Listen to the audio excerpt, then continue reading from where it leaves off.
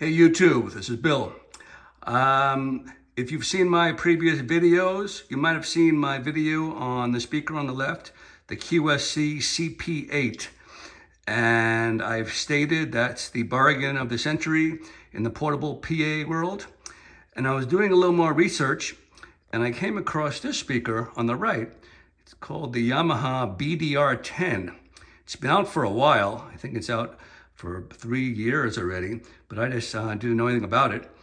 And so it was a good deal, a really good deal at Musician's Friend, 20% off. So I just couldn't resist. So I had them send it to me with the thought that it wouldn't stay if it couldn't outperform the QSC CP8. They're very similar speakers. Start off with the downside. Both of them, like I said, older technology, they've been around for a while. Both of them do not have Bluetooth. So that could be a deal breaker for many people at this point. I know I really use Bluetooth a lot. They also don't have any kind of app. Again, all the new speakers have an app at this point. So right there, these might not be the speakers for you. But let's talk about sound quality.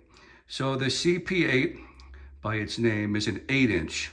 The BDR10 is a 10-inch woofer. So there is your difference right there. And the warranty is great on both. QSC, 6 years, and Yamaha is even better, 7 years. The weight is very similar. QSC is a little lighter at 21 pounds, a little smaller form factor though. And the Yamaha is 23 pounds, 2 pounds heavier. People complain on reviews on the Yamaha that doesn't have a side handle. I figure at 23 pounds, that really shouldn't be a huge difference. You can hoist it up on a pole without a side handle, but that's what people say. Price, like I said, I've said in the past, the QSC is the bargain of the PA world. It's gone up in price with the inflation situation. It used to be $399, is now $480. And the Yamaha, I don't know what it was before because I just found out about this speaker. It's $390, under $400. So that's a pretty good bargain.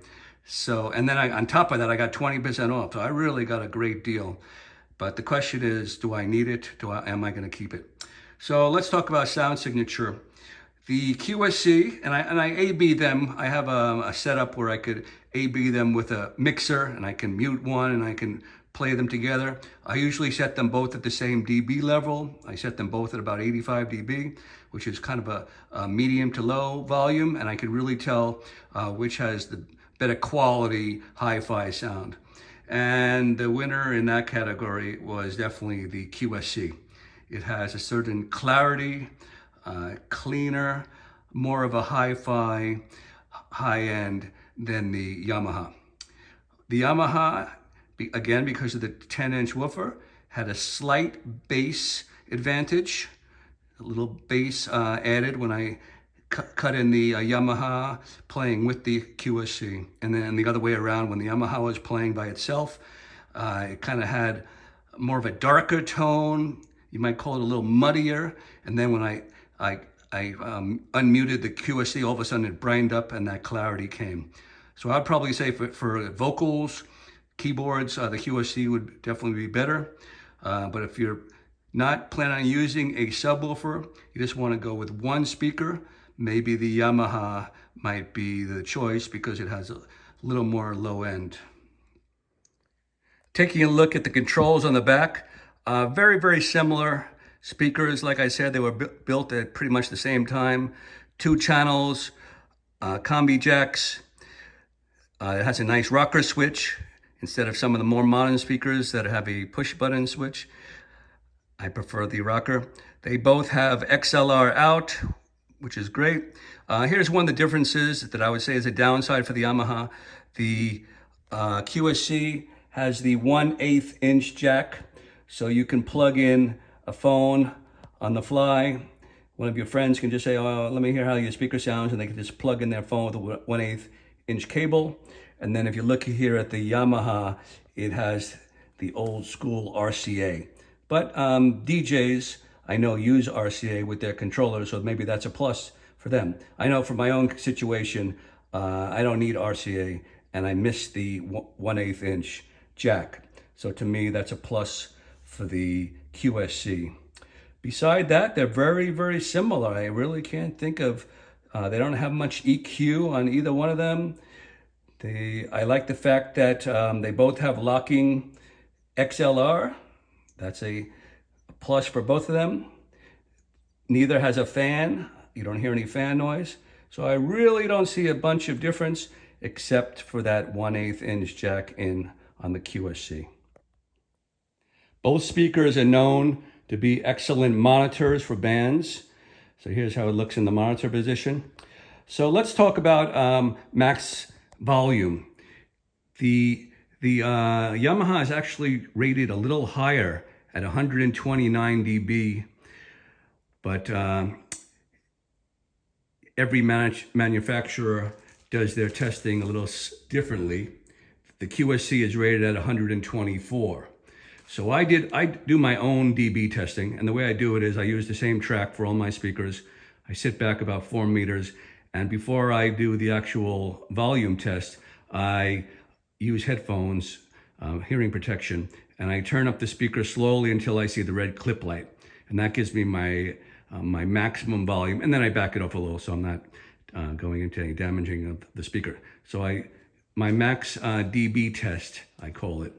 So the Yamaha was able to go to 101.2 dBs before clipping, which is excellent.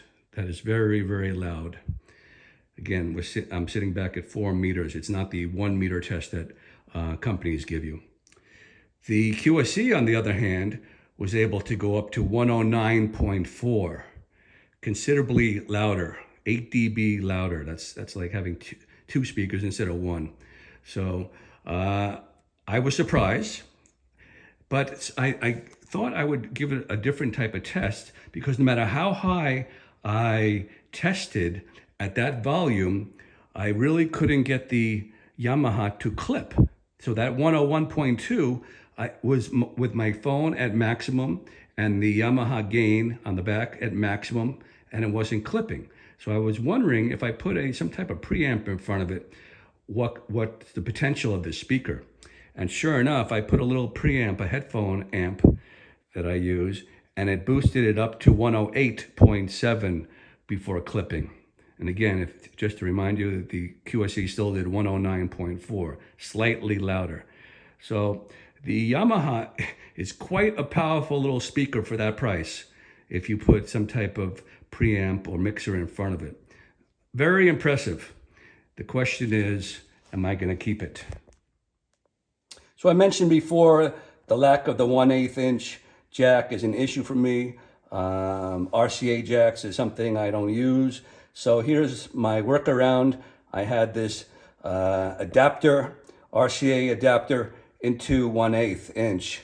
And then, like I said, I couldn't get the full volume capability of the speaker. So I hooked it up to a little JDS Lab headphone amp. And that gave me all the volume I was able to get out of the speaker. I was able to clip the speaker, so I had its full potential. But again, I don't really want to be carrying extra gear. I don't really like RCA. So again, I'm missing the 1/8 inch jack. Okay, let's sum this up. Who is this speaker for? What kind of applications can you expect with either one? So I told you the Yamaha had a slight advantage of bass because of the 10 inch. Personally, in my situations, I'm going to be using some kind of subwoofer, so that advantage would be erased. But if you are just going with one speaker, maybe the Yamaha has more of a full range sound that you could, that would be an advantage for you. QSC has a slightly cleaner high end, more of a hi-fi sound, and when you put that with a subwoofer, I would say that would be the better package. They're both basically very loud speakers. I would say that's a tie. I wouldn't really say one has the advantage of the other. I don't play at 108 dB anyway, unless you're a DJ, and a DJ doesn't use small speakers like this. So I see the Yamaha as a really excellent budget system if you match it up with some type of subwoofer. Since you're going budget with the Yamaha, you might want to look at a budget sub. Now this is a sub that I've never heard myself, but there's all kinds, a ton of reviews on the web, and that's the Behringer B1200 12-inch subwoofer, and it's going for $330 in comparison to my sub one, which is $900. But I've heard it's really good. So if you match up that Behringer low-end subwoofer with this Yamaha for $480, so for a little more than $800, I don't think you can touch that for any, for that kind of price. I don't think anything else can touch it. So this Yamaha has a lot of potential. Personally, for myself, I'm not so sure. So I think it's going back. It might sit around. I have too many speakers that have the same quality or the same application. It doesn't have Bluetooth, which I really need. It doesn't have internal battery.